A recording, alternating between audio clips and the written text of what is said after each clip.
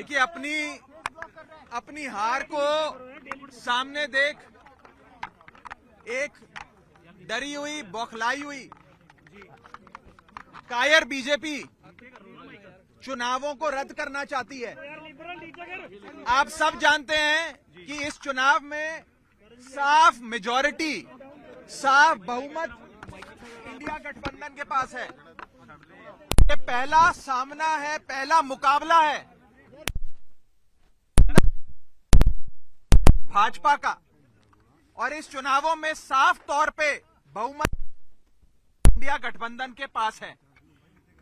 आप जानते हैं कि कुल मिलाकर 36 मतदान होने हैं।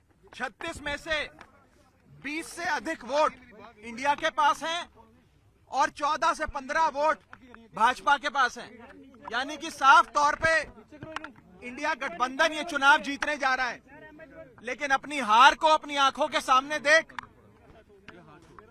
एक कायर बीजेपी रद्द कर रही है और गैर कानूनी हथकंडे अपना रही है। सबसे पहले इन लोगों ने सेक्रेटरी इलेक्शंस को बीमार कर दिया। आज इन लोगों ने चुनाव के जो प्रिसाइडिंग ऑफिसर होते हैं उनको बीमार कर दिया।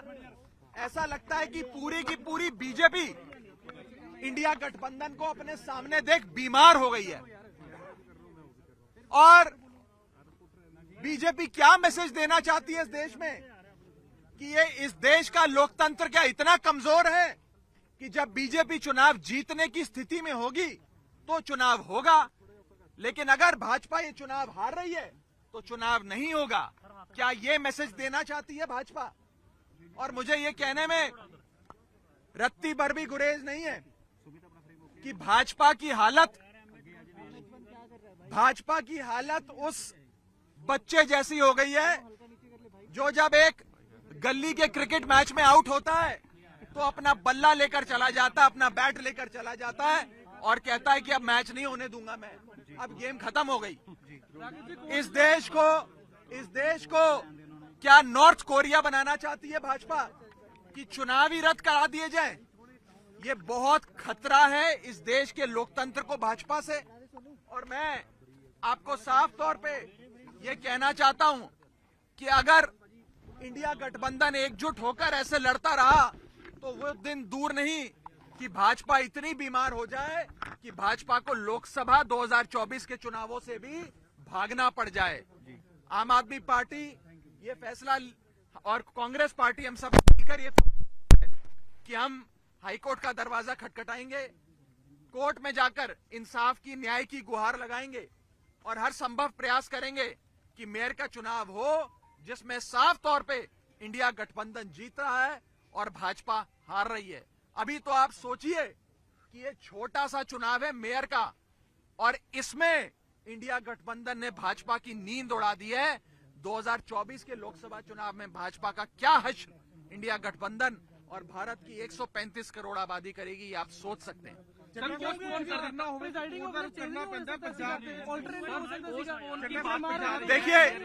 देखिए हम आज भी इलेक्शन प्रशासन से यही विनती करेंगे कि अगर एक प्रिसाइडिंग अफसर बीमार हुए हैं तो आप दूसरा प्रिसाइडिंग अफसर नियुक्त कर दो, जिस मर्जी को चाहे नियुक्त कर दो। लेकिन चुनाव आज शेड्यूल्ड थे, निर्धारित तारीख थी, आज चुनाव होना था।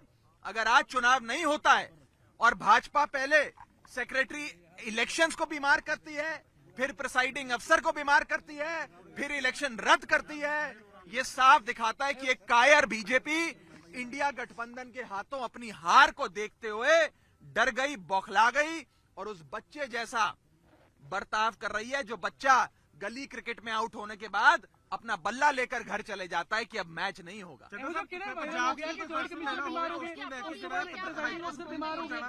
देखिए, हम लोगों के पास आज इस इलेक्शन बिल्डिंग में जाने के लिए वैलिड पासेस थे।